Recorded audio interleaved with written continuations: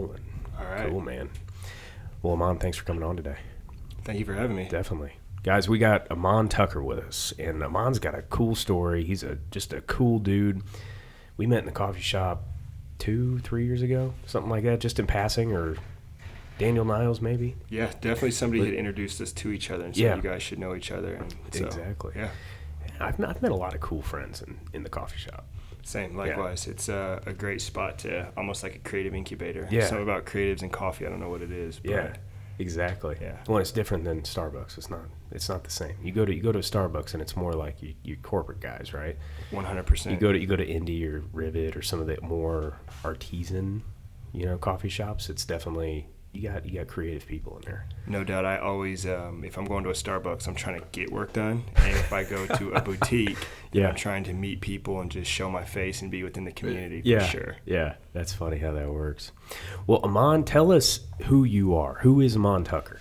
Sure. I never really know how to answer that question because I think there's so many different ways I can take it. But in this season of just detaching myself from titles, I just like to call myself a believer. I like to call myself a creative, and I like to call myself a connector. I just love people, and I love being around people. Yeah. And so on a very basic level, that's how I describe myself. That's a good way to describe yourself, man. I mean, and I love it how you front that with your faith. That's where it starts for you, which is really cool. Yeah. Yeah, faith is just really the cornerstone behind all of our businesses. And with the second part, I say creative, but I say that because if we serve a God who was a creator and we were created in his image, and I guess that too makes us creatives or creators. So that's cool. That's where that comes from. I've never thought about that. That way, but that is really cool. So, Iman, where did you grow up? So I was originally born in Fort Bragg, North Carolina, East Coast, military brat, Vietnam as they call it. But I actually really grew up in the country in Seymour, Indiana. Okay. So John Mellencamp, things like that.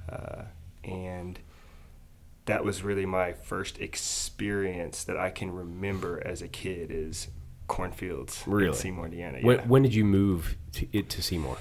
Gosh, it's been so long that I'm getting to that age now where everything's starting to blur. But how old are you now? I'm 29 now. Okay. But this was probably 20 plus years ago. Okay. Something like that, around there. Yeah. It's hard to remember anything under 10 for me. No doubt. Yeah. I'm starting to feel the same way. I always get impressed when people can recollect all these memories of a child that made them who they are. That's not me. Yeah, exactly. So Seymour, Indiana. And then where did you go to school? Where did you go to college? I went to college at the University of Indianapolis. So that's really what got me plugged into the ecosystem here in Indianapolis. Mm-hmm. And in fact, I got my first internship on Main Street. There used to be a software security company up there, and that was the first time I started connecting with Carmel entrepreneurs and people in the Hamilton County space and really learning how small business works within this ecosystem. Interesting. And how old were you when you got into that internship and kind of started working? This would have been about 10 years ago, so I would have been around 19, 20 at the time. Okay. Yeah. Gotcha. And let's see, so what was your degree at University of Indianapolis? So before it was routine for people to stay for 6 years because of everything that had happened in 2020, it was actually an anomaly. And so I stayed for 6 years and I ran track most of those years, barring injury and things of that nature. Yeah. But I got a marketing degree. I got a sports management degree for my undergrad because I thought I was going to be like the corporate sports hustler. But then I changed my mind and I ended up getting a master's degree as well. So I got my MBA in finance and data analytics because then I thought I was going to be more of like the C-suite executive corporate hustler. Mm-hmm. Now flash forward, I guess, 10 years since I started my college experience, I'm none of those things. Dude, it's funny how that works. I always thought that the corporate route was what I wanted to go, and then corporate kind of, and it's funny because I was in sales, so corporate still really wasn't that corporate, but it was too corporate for me, right?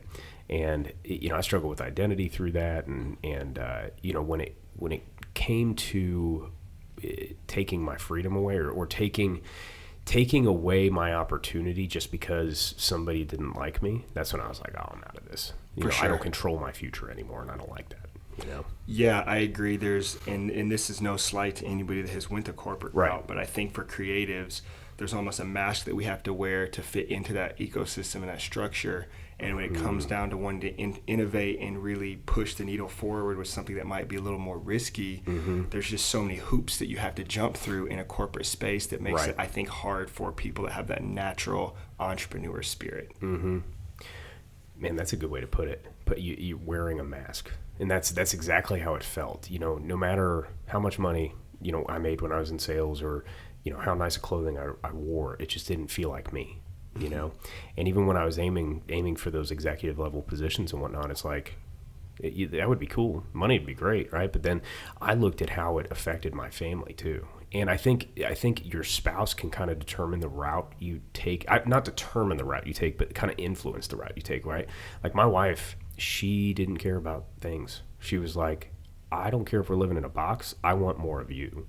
And that's where I had to make a decision. Like, what do I want? What's more important to me, family or my career? You know, and then starting to go through, you know, really when I started kind of aiming towards the entrepreneur route myself was when I was driving around all the time. I was driving to appointments. Sometimes I'd be driving an hour plus to get to an appointment. And all that windshield time, man, listening to Tim Ferriss and listening to, you know, Art of Manliness and some of the other podcasts that influenced me in that time, it made me go, man, I'm not doing what I was created to do, you know? So what for you was that factor? Well, I guess how long did you spend in the corporate world? So I spent maybe 90 days in a corporate setting. So you were out quick. I was out quick, and although the money was amazing, I recognized that money isn't the only value exchange. And when I was exchanging my time for just this space that I didn't feel like I was on fire in, I felt like I was being unauthentically myself. And so when we go back to that mask that we were talking about, that mask started to show up in how I approached my family, how I approached dating, how I approached even working out, because I almost had to switch identities to fit who I am from 9 to 5 versus who I want to be from that 5 to 12. And it's not to say that who I was in that 5 to 12 was degrading or demeaning or negative or not able to be corporate, but it just wasn't in alignment. And so after those 90 days, I really had to sit and think, it's like, what do I want, but also what can I do that allows my community to be a part of it? And then what can I do that allows me to actually really wake up with vigor? Because, and I think we all hear it in the Art of Manliness, in this space of like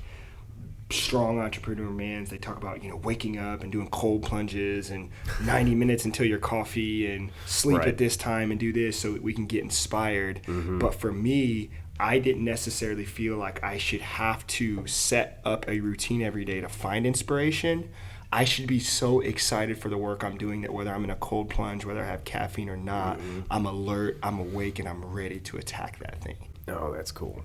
Do you feel like that now? Do you feel like you're always alert because you're doing what you were created to do, what you love doing? It's like a double-edged sword, right? Because when you're ready to lay your head down at night, you're still thinking about all the things that can be done. It never shuts off. It never shuts off, but at the same time, I've noticed how I show up now because of that vigor. I find myself, number one, just more generous. I find myself more assertive, but also at the same time, more passive in the sense of, how can I serve others? I find myself more excited to connect with people and to support what they're doing because I know what it's like to feel like that support isn't there, or I know what it's like to have to build something from ground zero. So like all the things that made it hard about finding passion, it's almost like it was worth the sacrifice the entire time, because in finding that, I found how to serve other people through that as well. So now it's not just this Iman Tucker and his businesses get all this benefit from it. It's like, no, we're allowed to push that vigor, that fire, that excitement, and now pour that into other people's businesses as well, and really build solid, firm foundations and community through it. Well, it almost gives you a genuine sense of gratitude. Right? Absolutely. Because you know, like when I show up every day, it's like, I'm not Will doing business and, you know, you know, you guys are just paying me money, right? No, it's like, I'm thankful that you're here. Like, that's the reason I can pay my bills. And that's what's going to allow me to live my best life or not, right? And through that, it's like, it motivates you to want to serve people, you know, whereas when I was in sales, you know, I spent about 8 years in corporate and I had a young family, had to provide, you know, so I didn't take those risks as early on as I would have liked to. But, I always said what was the thing that I would say is like, you don't need to be passionate about what you do. You need to find passion in what you do, which I think for those that are kind of stuck in that realm and that maybe can't take that risk to go out on their own, or haven't figured out what they want to go out on their own in, I think that is a message that they can take and kind of utilize to get them through that time. But at the end of the day, you got to be passionate about what you do, because if you're not, no matter how much money you make, no matter how successful you are to the world, you're never going to be content in it. That's a really good message. And I'm so glad that we talk about gratitude, because whenever I speak on brand building or anything like that, we always start with the core of gratitude. And I'm telling you, if you can't walk outside and be thankful that the grass is green, if you can't walk outside and be thankful that that coffee has that rich taste to it, whatever it is that you consume, when the money comes, when the success comes, when the people come, you're never actually going to have enough legitimate, genuine gratitude to celebrate them while they're there. And to enjoy it. Enjoy it, right? There was a point in my DJ career where I didn't even know if I want to keep going. But then I look back on it and I think about all the opportunity that's given me. And even in maybe we'll get into this in the podcast later about this, but even with my injury, like coming back now and reviewing everything that God has allowed us to do as a business, it's put this new fire of gratitude in it to where I would do everything I do now for free. I would do it in poverty. Yeah. Because it means that much to us and to our community of what we're doing. But again, it starts with the gratitude. That's how I feel about the gym. Because, I always make jokes about like, if you're making a wise financial decision, never buy a gym, right? But it's like, I don't care. Because I love it. I absolutely love it. And I love the people we're around. I love the community we're in. And, going back to the corporate thing as well, it's like, even though you're around people every day, it's very lonely. Right, because they always say too, like, well, your friends and family may not support you, leave them behind. Right, just move forward in life, keep pushing hard, keep selling, keep whatever the message is, right. And I look back on that time, and it was lonely, dude. Like even my family, it wasn't really, I wasn't connected with, my wife, my kids. It was kind of like, and I realized that after about a year or so in my insurance business, we went on a family vacation. And this was actually the family vacation right before my wife and I went through a really hard time in our marriage. And that week, I was like, oh my gosh, I've taken my family for granted this whole time. And then we come back and go through, another, about a year of just hard shit in our family. And then it made me restructure my life of how I want that life to be. Well, my number one thing is my faith, right? My number one thing is my God and how I can serve him and how I can glorify him in what I'm doing.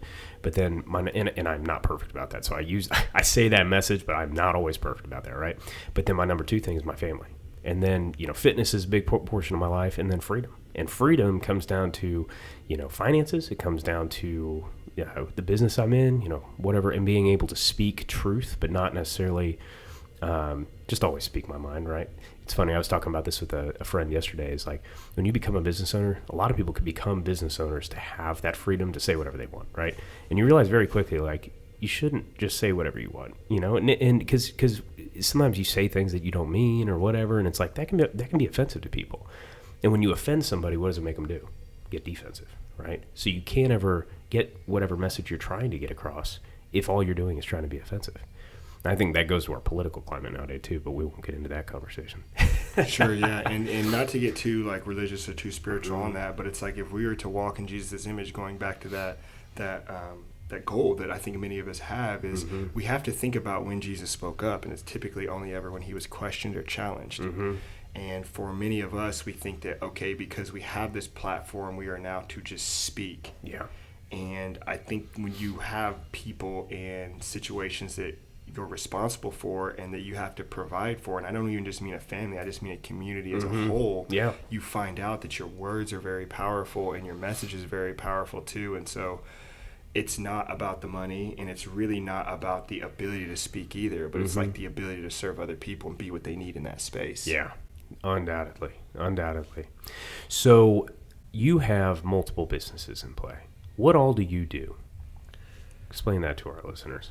Since the injury and just preface, I tore my patella tendon and was unable to walk for quite a bit of weeks. We've reprioritized a lot of that stuff. But my real first experience within business was running a tech startup with one of my business partners. Oh, okay. Shout out Adam Scroggin if you're listening. But we took basically, imagine Google Docs, Google Drives, but for people that build software. It was a sticky note software tool, and we built it to a 7-figure business. And so we're working with people like Starbucks, we're working with people like Target, Sony, some of the biggest brands in the world. Yeah. And in that space, as a young 24, 25-year-old, I thought I knew a lot more about marketing and business until it came down to really sitting down and running that. Right. However, in that space, the skills I was learning, the type of people I was communicating with, that's what actually taught me how to run a business. And so you mentioned earlier, you said don't start a business if you're trying to make money. Yeah. Don't go into music if you're trying to make money, and definitely don't go into retail if you're trying to make money, because it is a money dump, especially for those first 5, 6, 7 years. Yeah.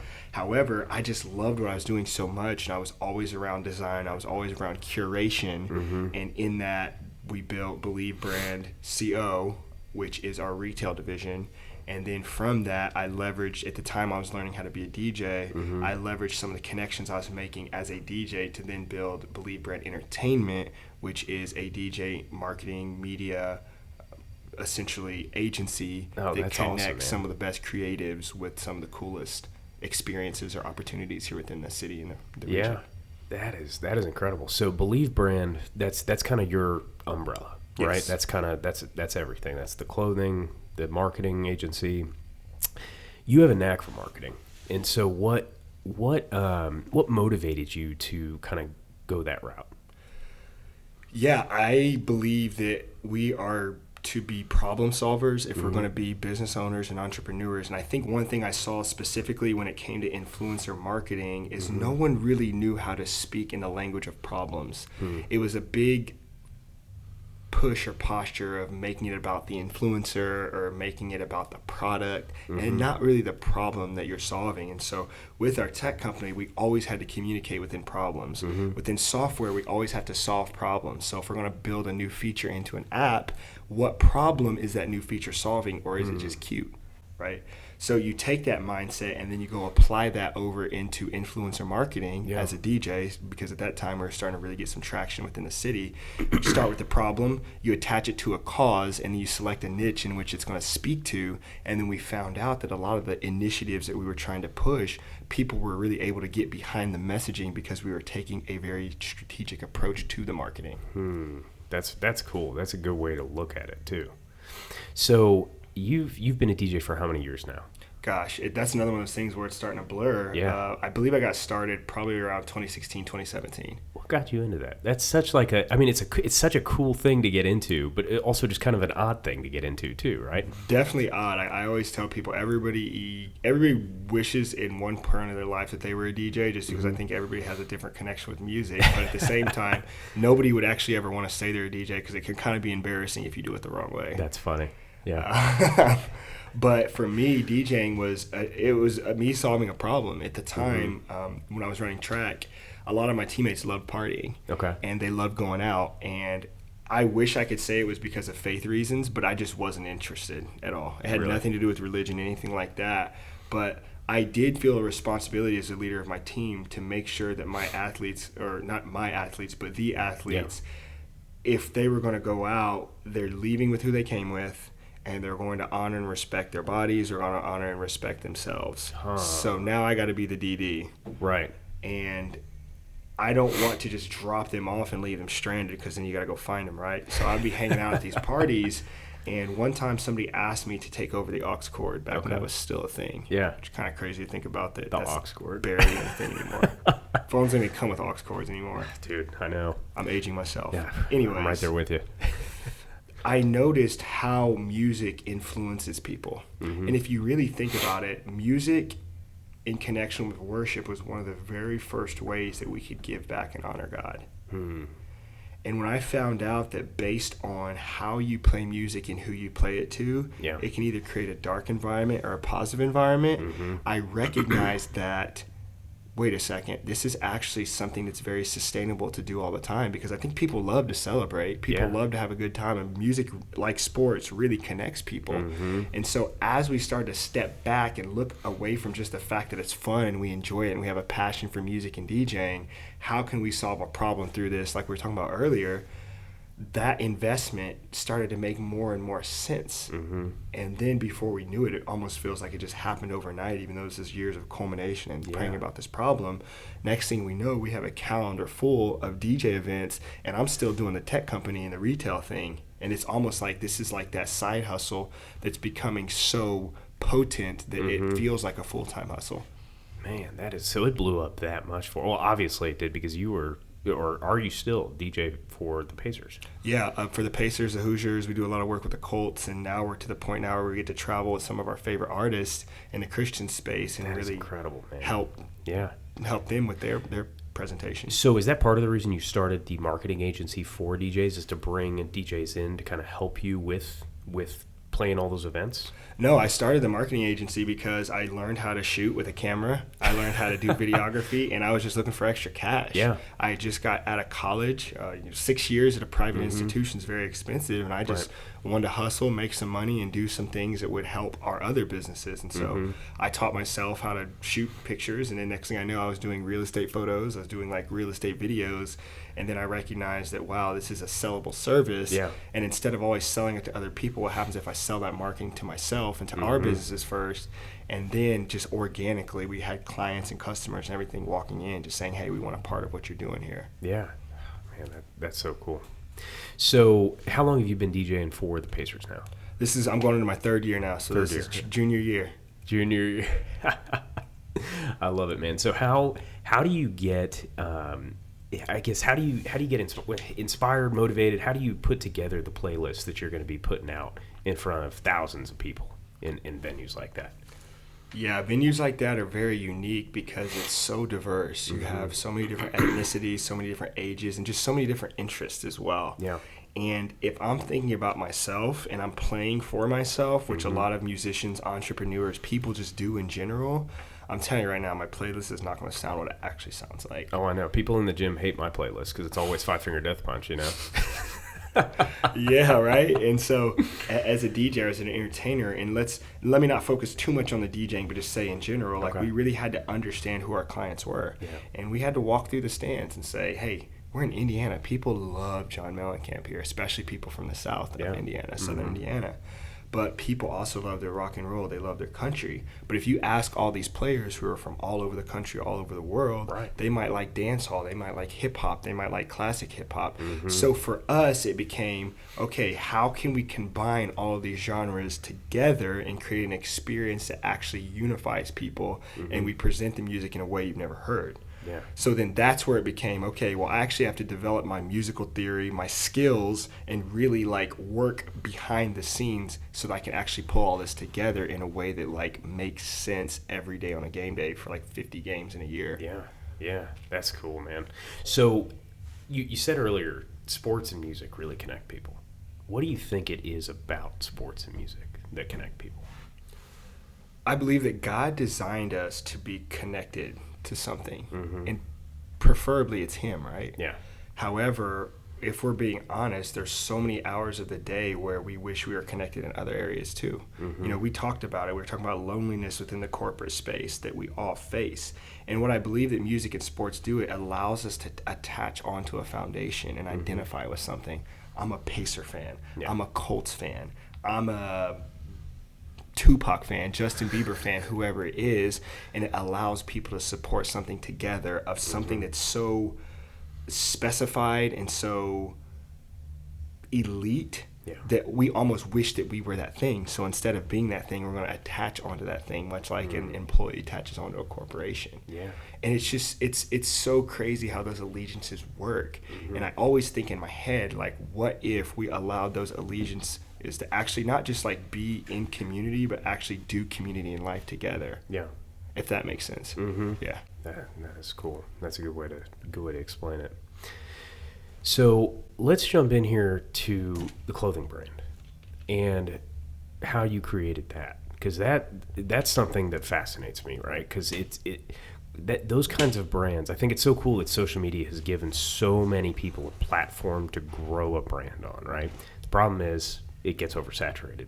So how have you guys made a dent in the market with kind of a saturated market? Of course, you may, I don't know exactly when you started Believe Brand Clothing Up, so you may have started that before that got saturated. So just kind of elaborate on that. Yeah, so we started June 2018, and the crazy thing about it is we actually didn't use social media as our main market. Really? We use Google and SEO of Christian apparel or Jesus apparel, things like that, because let's just go through a customer journey really quick, and I promise I won't get too nerdy for the people that don't care about business, but if you were going to go look for a new pair of white gym shoes, tell me the first website you would go to. Oh, white gym shoes. Gosh, it's been a while since I bought white gym shoes. I probably, Google. Okay. White gym shoes. You said it right. You said it correctly. Right. Somebody might say www.gymshark.com, but if Right. you don't know that Gymshark exists, you're not going to just plug in hard code the URL. And even if you do know it exists, you're still going to Google first probably and typing in Gymshark white shoes. Right. So then you get put in this search query of all kinds of different white shoes. And so for us, we had to think about that. Okay, we can put all this energy in trying to grow Believe Brand on social media, but it's going to be so hard for customer discovery. And if we're running ads on that, they have to have already been interested in Believe, a shirt that says Believe or something like that. And so we wanted to take the customer funnel in a completely different space. We just now recently started leaning into social media more, but less because it's where sales come from and more because it was a resume or portfolio of all the great work that we've done. And so when I first started wearing Believe Brand stuff, I didn't just start a clothing brand because I thought it was cool to start a clothing brand. I was making custom pieces for myself that we could wear at these shows. Oh, cool. I believe our bodies are billboards, so why am I over here promoting these brands that really have no interest in me and what I believe in when I can create my own stuff? Exactly. So our Believe Brand logo started off as Iman Tucker. But then what really happened is cool. As we started seeing what our products were doing for people and as they started inquiring, I had to take myself out of it because although Iman does translate to the word believe, our brand is Believe Brand. What I found is... So that's what your first name means? Yeah, that's what my first name means, Believe. or faith in God. Oh, cool. And so when I took myself out of it and I started thinking about this as like a business and a way to grow a brand as opposed to a way to promote myself, the cross then transformed into a space between where I am, you are I. The I represents I, us as individuals, and the space between where we want to be at in the cross. So closing the gap between where we are and where God wants us to be at the cross, like Jesus. And so when we started telling that story and really communicating that with people, they felt like that was something that they could attach to and associate with. And so I think in deep down in our hearts, whether we want to say it or not, I think everybody could use a little bit more belief in their own life. Whether it's believing in God deeper, believing in yourself deeper, or even believing in the gifts that God has given you. And so we started creating a brand that really spoke to a problem that people had. And the response was crazy, and it really took off during COVID. And one of the NBA players bought our Love Everybody shirt. This was before Urban Outfitters stole it from us. Oh, no. But, because you can't patent stuff like that. It's too obvious. Right. But that's when we really started to find out, like, wow, our product serves people, and this actually speaks to people. So I didn't want to do clothing at all. Really? It is a headache. Retail is a headache.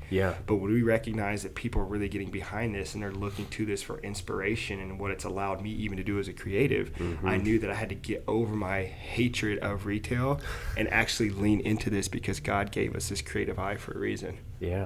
So how big is the clothing brand now? Like from if you're willing to share a revenue standpoint, like how large of a brand has it become? So we're in our best months, we'll do about 10 to 20. Wow. Okay. And we are a six-figure clothing brand. However, where it comes tough in retail is margins, right?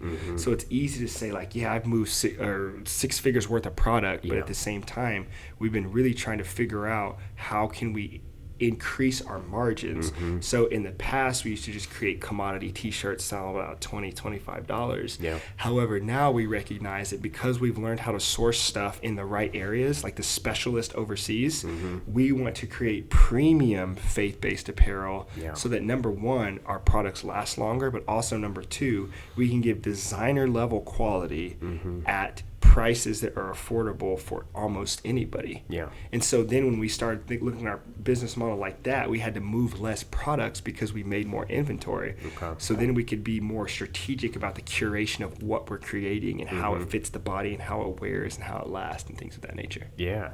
So do you go into the aspect of designing the clothing itself, not just the brand, right, that goes on the clothing, but did you get into designing the actual clothing and what it looks like, how it fits, all that kind of stuff as well? Yeah, and if I'm being completely honest, I think there's creation, so creating something from zero, and then there's curation, so seeing what other people have created and innovating off of that. Okay. And I'm more of a curator. Even as a DJ, I'm more of a curator. So this is actually my strategy that I do. I'll walk through a place like Nordstrom. I'll walk through a place like Saks Fifth. I'll find one of the nicest pieces of clothing in there that I think speaks to our brand. Yeah. And I'll actually purchase that item. And yes, it might be a $400, $500, $600 purchase. Wow. However, when you walk away, you hold that material, you see how it wears, and you send it out to your manufacturer, and you say, this is the style and the quality I'm going for. How can we replicate this at a price that's more competitive for the average market? That's now all of a sudden when that investment begins to make sense, because then we can mass produce a product that's similar in quality, but then still speaks to our brand and is accessible. That's cool. So then you design all the logos and whatnot as well. For the most part, yeah. We like allowing other people to contribute to those designs as well, because I think I can kind of get repetitive. But I think as a business owner, you also understand that everybody has their core products that sell and make a majority of your profit. And so if you can identify those earlier, continue to lean into those designs, which most of those were ones that I came up with. However, when it comes to like special drops and special releases that are limited quantity or limited time only, we really want to try to continue to grow that platform by allowing other creatives to have an input or say or ownership in that as well. Yeah, there's brands that I've noticed that, like 10,000, for example, they're an athletic brand. They do, it's all just staple stuff, right? It's black, green, gray, basic colors. Same, they have like 3 different styles. That's pretty much it. And then you have companies like your guys, and there's some other ones out there as well that do those limited edition drops. What do you find works better in clothing? Because do your staples sell a lot, or is what sells the most the more innovative stuff, the special edition, limited release drops? Well, if we're shooting to sell our stuff to the average person, we got to think, what is the average person comfortable wearing? It's typically staples. Okay. And if they can't afford to have a expensive pair of orange pants, okay, well, what can we create instead that they can wear more often and it doesn't stand out so much? Probably a staple. And so I think that even if you look at cars, like you think the brand Maserati, how many very expensive Maseratis do you see driving around? Not very many. Not very many, but they make them, right? Or how many very expensive M3 competition BMWs do you see? Not a ton, but you do see a ton of those entry-level products.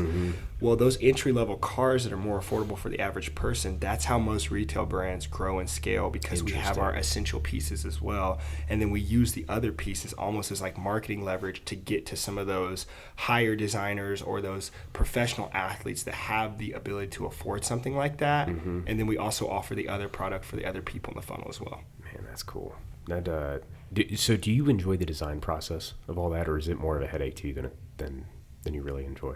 If I'm being completely honest, I treat Believe Brand I treat Believe Brand almost like an artist and not like a business owner sometimes. I think that really hinders our growth, because I like to just let ideas come to me as I'm thinking, as I'm living, as I'm praying, as I'm working, and not really try to force it, and not try to always crank out new stuff and new designs and always have essentials available. But if we really want to scale and grow it to the next level, which is actually what we're strategizing on right now, I'm going to have to be a little bit more active with designs and things of that nature.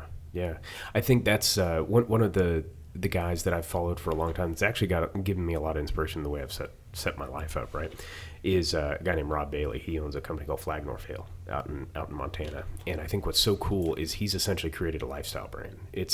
You look at all of his stuff and it's like, it's gym clothes. It's, he's got, and he has his certain style. So he's created these incredibly durable joggers but they can be worn like when he's working, chopping wood, and stuff. Like they can be worn outdoors, and they hold up.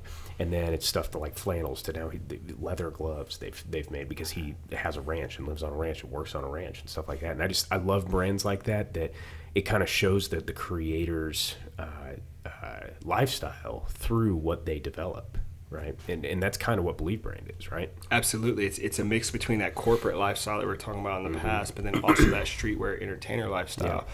And so we try to make our products to say that even if you have no style and you put on one of our pieces, it makes your style slightly better. Oh, there you go. And I never saw myself as like a fashion designer or somebody that picks out great outfits, but after all of our shows, we always saw when we post media, people talking about our outfits. Oh, that's cool. And it's tough. I think it's really tough sometimes, especially when you're busy and you're working and you're in a corporate space all the time, to know what's fresh and to know what's fly. Yeah. It's like, well, hey, don't worry. You just stay plugged into this funnel, and we're going to put the stuff out that's relevant, but still also has that mature corporate feel and vibe to it as well, if you need it to. Exactly. It's been interesting to see how corporate styles have changed so much over the last 5 years even, too. Yeah. That's a pretty cool thing to watch if you're into that kind of stuff, right? Yeah. You know. So let's take it back a little bit and talk about your faith and your faith journey. Have you always been a believer, or did you have a moment in life that shifted it for you? So I was raised in a Southern Baptist church by my grandparents, and I always tell people that you associate your connection, as a kid at least, you associate your connection to God with how cool your youth group is. And I think that at some point in your life, when you really grow up and you mature, your faith becomes your own. Right. It's very expected. Well, for me, I was in a rural setting to where I didn't really necessarily connect with my youth group. And even though we were in church Sunday morning, Sunday night, Wednesday, my grandparents were the leaders of this group called Awana, which is basically recite Bible verses every single Wednesday night, and then you receive candy or rewards for doing it. So, you know, I knew the Bible in and out. I knew the verses in and out. However, it wasn't really something that I embodied as something of my own. Now, I can't say there was like a finger snap moment where my faith just became my own. However, when I went to college and when I ran track, my mind was all athletics, and my mind was all about maximizing my body to its fullest. Well, come to find out, I struggle with a ton of injuries. I get sick. All this stuff just starts to come over my experience. And then going back to the whole conversation of I live to find value in situations, I found out that I had to start making my track experience about people that weren't myself, because I wasn't able to produce on the track the way that my expectations had set up for myself. And so in that, I actually learned about the character. And this is not to say I wasn't opening the Word and getting in the Word, but I was learning more about who Jesus was and how Jesus walks simply by the fact that I just really wasn't trying to think about myself very often. And if you think we serve a God and a Jesus of sacrifice, I found myself having to sacrifice for my teammates all the time. But that's when really this whole Bible thing started to make a lot more sense, because I'm thinking, okay, the most impactful men in my life are strong fathers, strong husbands, great business owners, but they're also fully submitted and committed to the Lord. That's all of a sudden when their example started to be something that I wanted to understand deeper. And so you know how that rabbit hole of faith goes. The more you want to hear and listen to God's voice, and the more you're obedient to what he's commanding you to do, the sooner you get to know who he is. And I don't say all this stuff to say like I'm arrived and I'm perfect, because even during the pandemic, there were moments where I started to question truth. Because I was so used to doing everything on my own and finding out my own answers and trying to figure out everything, that in a way I got a little bit arrogant about my approach to faith. Interesting. But it's crazy how God can humble you in some of the smallest but also biggest ways that ultimately leads you right back to the thing you were looking at to begin with, and that's truth. Well, and I think that's, especially in today's climate, that we all need to seek is just truth, right? Because there's so much chaos in the world, and there's so many voices in the world too that are speaking, I mean heretics, right? Just speaking fallacy, speaking, just craziness, right? And I think that's what we all need to seek, is that truth. So what was your experience like with the Baptist church? Because I've seen both ends of it, right? Like people grew up in it and loved it, and grew up in it, and it pushed them away from faith for a while, What was your experience with it? For sure, yeah. And I see that a lot, and just even in the modern day church, it's how much we as believers wage war against each other because of our different, and I don't even want to say core beliefs, but just our different practice of those beliefs. And for me, in the time, I struggled with it a lot when I was younger, but it had less to do about theology and truth and more to do about culture, like the man-made stuff that we attach to how we communicate religion. And again, for the most part, it was a majority white church. And as a young melanated man, like I never really felt like I was one of those people on stage singing or preaching or whatever, and so I was just so far disconnected with it. However, as I've gotten older and I've gotten more mature, I recognize that there are people that were sitting in those pews on Sunday that was moved and touched by the love of God, and in that expression they found salvation. And so even when it comes to mega churches or churches that are very into the urban expression or streetwear fashion, you know, your pastor wears diamonds and suits and all these other things, I try not to judge their expressions anymore, because I recognize it is speaking to somebody, and somebody has found the Lord, and somebody has found Jesus through that expression. That is a really good way. It's so funny. I had a conversation last night that parallels this a lot, and I think that's a really good thing to look at. We get so trapped in religion, not Christ, right? Like that's the truth. That's what we're all after. I'm not after being a Baptist or being a Catholic or, you know, whatever it is. I'm after Jesus. And if we're focused on that, the expression of it, as you said, it doesn't really matter, but that expression may speak to somebody else differently, you know? And it really, at the end of the day, who's to know what's right and wrong? We have the Bible as a guideline, right? But if you genuinely know Jesus, you're saved, right? No matter what life you live, no matter what expression you take on that, if you genuinely know Jesus, you're saved through that. Amen. Yeah. In what I found out in my own life is that if there's ever a time where I'm judging other Christians or judging other church expressions, it's typically my ego that is making me judge that scenario. And if we are really to live like Christ and live a life of sacrifice, we have to kill that ego and really seek to understand who those people are speaking to. And then you'll find out, not necessarily that you're now stepping into the space of doing things that are sinful or wrong, but you find yourself in a posture of anything short of sin to reach people to the gospel, you're willing to support and invest in. And just the peace that I've had since I've come to that recognition of killing that ego has made me even more on fire to lean into a lot of these spaces that maybe I didn't feel like I could have connected to a few years ago. Yeah. Well, you know, that goes to a friend of mine used this example of, you know, in the Civil War, for example, right? Like these soldiers the flag carrier. Everybody wanted to carry the flag because that was honorable, right? But you couldn't carry a gun if you were carrying the flag. So what happened to these guys? They grab that flag, they get shot. They go down, next guy grabs the flag, he gets shot, so on and so forth, and it just kept going until the battle was over, right? And in this world today, all of us grab our flag and are willing to die on that hill for that flag. Really, the only flag that matters to die for is Jesus. Right. Other than that, like, who cares? Who cares what's in the world? And that is going back to what you said about killing that ego, right? If you kill that ego, it doesn't. The rest of it doesn't matter. Yeah, and even taking it back a step further, earlier in our conversation, you recognize that everybody, just by our human biological desires, everybody wants to be attached to something. So it's no wonder why we find ourselves holding all these different flags every time the news pushes something out, or find ourselves feeling like we have to. Yeah, exactly. And that's a good point too, man. So going forward, you mentioned kind of looking at what your life is going to look like next year, or you know, even now moving forward. How are you redesigning things for yourself, really? Sure. Yeah. So killing the ego again. It's like if I knew what my life looked like today 5 years ago, I would have been so happy and proud and ecstatic. So the work that God's already done in our lives in terms of earthly favor, we couldn't even plan what has come to be. Yeah.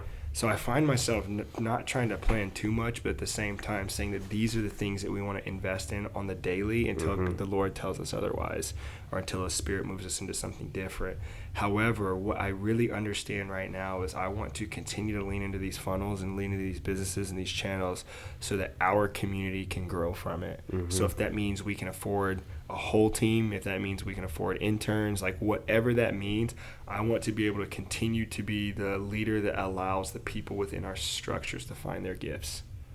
And that's really my only focus. And I know that sounds super cheesy and super cliche, but I've already had years of financial success. I've already had years of notoriety. I've already had these years of all these things, and what I recognize is that's not what fills me. What fills me is building teams. What fills me is watching other people unlock their giftings. And if that has to come through me being on the stage as a DJ and other people finding roles within that business, I'm willing to do that. Yeah. But if that means I have to give up everything tomorrow and work at a 9 to 5 and do it that way, I'm willing to do that, because that to me matters more than the actual vocation of what we show up and do every day. Yeah. What would be a piece of advice you'd give to somebody coming out of college?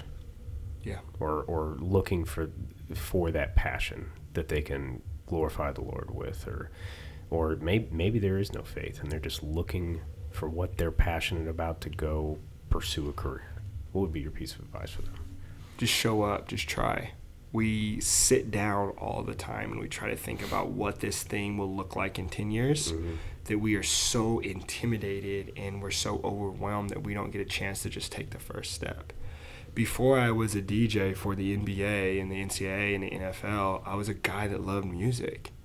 I was a guy that loved vinyl records. I was a guy that wanted to learn how to do my first scratch as a DJ. Yeah. Now we're in here recording, plugging in specific sounds and scratches and really curating our own custom sound. But if I would have tried to do that first before just recognizing an interest in something, I would have never gotten there. See, I thought I wanted to be a college professor. I thought I wanted to be a corporate hustler. I thought I wanted to be a photographer. I thought I wanted to be a creative director, videographer type person. However, it took me showing up and learning how to take pictures to realize I hate like bending over to take pictures for people. Or that videography is really difficult and it's not my desire. Or I had to learn that I spent a summer at a summer camp, and I had to learn that I actually don't have as much patience for large groups of kids as I thought. It took me coaching college athletes to recognize that I don't have a lot of patience for college-aged kids either. Right. And so it's easy for me to say now that I don't want to be a professor, but I had to take all those steps and really figure out what I didn't like to do that. Yeah. And that came at a sacrifice. That came as, instead of me going out on a Friday night and hanging out with my friends, I had to go experiment with a camera, or I had to go serve at this college track camp or something like that. But in doing that and in making those sacrifices of community, then now I find out, because I really know what I'm passionate about, I'm able to build community around that now as an adult. And I'm almost making up for all that missed time of sacrifice and community that we gave up years prior. Yeah, yeah. Well, and the cool thing about being an entrepreneur is you can do all those things, right? It's funny, as I've noticed it, is there's a lot of things I like to do at a surface level that I'm at a surface level I may look good at, right? But then it's like, okay, I get into that and it's like, all right, I need to bring somebody in who can dive deeper into that, right? That's why we have Braden's beautiful face back there, because like the podcast is something I'm good, well, at least I hope I'm good at doing like this. But then the video editing and all that kind of stuff, like if I had to sit there and do that, I'd pull my hair out, just because I'm not designed to do that, right? So it's been cool to see other people use their skills and help me build the vision I have for, the gym, the podcast, and I love bringing other people in, like you said, to do what they're good at and to kind of find their identity in their passion. Exactly. So to speak. And that's really what entrepreneurship and community building and business is all about. It's all about who are those people that are the initiators that have that ability to bring people together to help that vision come to life. There's so many people behind Iman Tucker as a personal brand that people would be shocked to see if they really saw it. But also at the same time, because I have those surface level skills and I know what I'm looking for, it allows me as a leader to communicate that better to the people that specialize in those individual things. And then next thing I know, like as a community project, what we built is way more impressive than if I would have just tried to take the burden all on my own. And because that other person isn't an initiator, it would have never come to life, or it would have taken 2-3 years because they didn't just have that ability to start that engine. Right. I'm just asking you to hop into the car now. You don't even have to start the engine. Just hop in the car and find a role with inside of that vehicle. Yeah. Well, what's that quote? If you wanna go fast, go alone. If you want to go far, go together. Exactly. Right. And that's exactly what it is. And it's funny because going from direct sales, it was very much that fast and alone. right? And kind of that corporate life, fast and alone, to entrepreneurship. It is definitely a slower growth and a slower go, right? But you go way farther. Sure. And it's the ride is a lot more enjoyable too, Absolutely. which is also cool. What that's not the right way to ask that. Have you ever struggled with identity? I think we all do, if we're being honest. Uh-huh.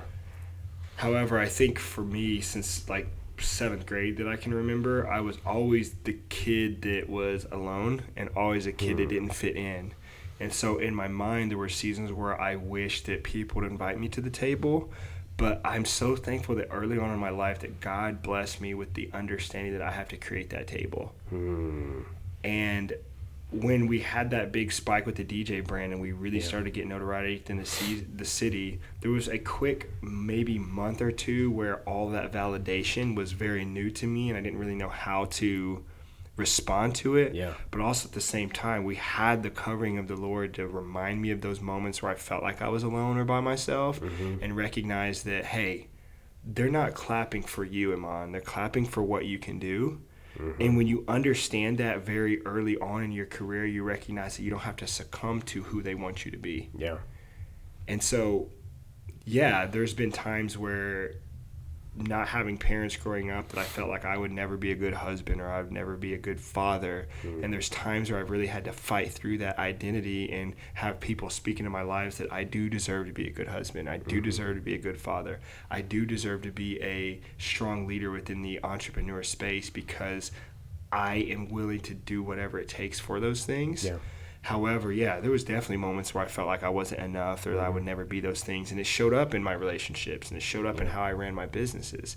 But when you get everything taken away from you and you really have to sit down and just listen to the Lord, like he instills this confidence in you and he reminds you whose you are. And then when you know that, it doesn't even matter what you are at that point. Because you know that anything you put your hands on, you're going to give it your best because that's what you're called to do. Yeah. Well, and it's, I look at the talents I've got as a gift, like they've been given to me, right? And the talents, the businesses that I've been able to become a part of or start, like those are all a gift. And what do you do when you've been given a gift?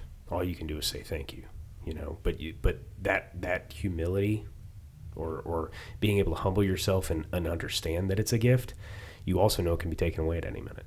Exactly. Which makes you even more grateful for it when you've got it, and even more grateful for the people that support you to live your dream. Right? Yeah.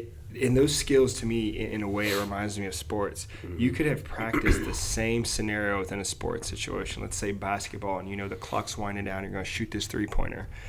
And if we're being honest about success, there is a little bit of luck attached to it. Sure. You train every day not knowing if you're ever going to get that opportunity to make that three and that game winner. And one day you might hit it, the next day you might not. And that legacy is on the line of that luck. And so as business owners, when we really get down to the nitty-gritty and we look at our strategy, we say, wow, there was these very pivotal milestones in this growth that we got really lucky. And if we're being real with our people, we say that and we acknowledge that. But same thing like you said, we acknowledge that luck and that happening as a gift. And so we just say thank you. Yeah. We're going to continue to show up. We're going to do the work when nobody's looking. But at the end of the day, how people receive it and the success that comes from it or going viral or any of these things, you have to rely on the luck of somebody else. Yeah. Whether it's a customer, whether it's a boss, whatever. And so that alone humbles me enough to know that if I ever think I'm better than somebody, that chances are I've just had my luck stack up in a different way. Yeah. Yeah. And that's also letting your ego get the best of you too, right? Exactly. Exactly. Oh, man. So, Iman, what would you describe success as? If Iman Tucker is defining success, what do you define success as?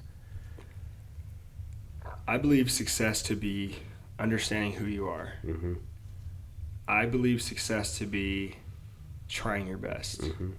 I believe success to be finding something that gets you on fire. I believe success to be having community around you. I believe success to be killing your ego. There were so many times where accolades or a number or an opportunity would be what I define as success. Yeah. But when you recognize that a lot of that's fickle and a lot of that's temporary, and you can't really take any of this with you, I started to question what was the value of that success. But now when I recognize what truly makes a man rich, and I don't say man as in like a man or woman, but just a person, what truly makes a person rich is a full life's experience and discovery, not necessarily achievement. That to me now is what's success. That's good, dude. That's really good. I think we get caught up in worldly success, which is money, big watches, fancy cars, and there's nothing wrong with those things. But you don't want to make them your idols. You know, when you can define success as lifestyle, serving others, things like you just did, it's definitely it's just a more enjoyable journey, you know. For sure. Because, I mean, let's be real, that sports car, that supercar that you have, you can only drive at 70 miles an hour on the highway legally anyway. It's not going to go legally. It's not going to go any faster than that, Honda Civic. Or that watch is not going to tell time in any better way than perhaps this Rolex or this AP or anything. And so when you really get down to the gritty and you say that, wow, we consider these things valuable because somebody else said it was valuable, and we're going to almost morph our lives around this tangible thing because these people that are way further than us with monetary success said so, you find yourself almost sacrificing and compromising who you truly are based on other people's opinions. And so when I recognize the only reason why I wear a Rolex is because people say this is what Rolexes are supposed to, like people are successful supposed to wear these. I recognize, well, number one, that's not fair. But then also number two, there's people that think Rolexes are cheap watches. That puts it in perspective for you, right? This is like the starter kit for the entrepreneur, right? The Rolex. And he pulls up with an AP that's like the cost of my house. Oh my gosh, that's hilarious. Yeah, I mean that is a really good way of looking at it because perception's everything, right? And I've been very blessed to meet some very successful people, and it makes you, like when I was 24 making six figures a year, I thought it was hot shit. And then I get into Tom James and some of the people I met, it made me go, you know what? Never again will I think I'm hot shit because there are people making 30,000 times more than I'm making in a single month, right? And it's just like, whoa, okay, cool. I'm humbled, So exactly that perception. The Rolex to some people is the thing they aim for their entire life, and to others it's like, oh, that's the starter kit. Oh yeah, and here was my moment. This is my humbling moment. Okay, let's hear it. So at the time we had a mentor had given us season tickets to the Colts suite. Okay, and so at any point we're in the nicest suite, assumably Lucas Oil, every single weekend. Yeah. And I felt like I was the coolest dude ever. I just signed with the Pacers and started doing the DJ stuff. I'm like, man, I'm the man around here. Well, my car breaks down, and at the time I had a BMW X6, and I overpaid for it. Naturally, and I got a rental car that was like this beat up, like 2006 Trailblazer. And I got invited to pick up the tickets that season for the Colts thing, and I had to go to Jim Irsay's estate. And so I pull up in this beat up car. I'm all fresh on the inside or whatever. Yeah. And my mentor comes out down the thing, and he kind of looks at my car of like, dude, what are you doing driving this? And as dumb as this story is, I felt so low in that moment because I had such a crappy car on this multi-billion-dollar estate. Yeah. And it happened to be Dwight Freeney's Ring of Honor celebration. So all these Hall of Fame ballers are outside. Yeah. And I was so disappointed that I allowed something, because they didn't understand my circumstance. But even if I did pull up in my X6, that is still so far below what these people drive. Still a Honda to them, right? It's still a Honda to them. So I'm recognizing that even at my best, I still would have been embarrassed. Yeah. That was the moment where I recognized, okay, maybe I need to lean on my character or something else because the tangible stuff in it, it's crap to somebody. That's hilarious. Not that Hondas are bad, by the way. Hondas are great vehicles.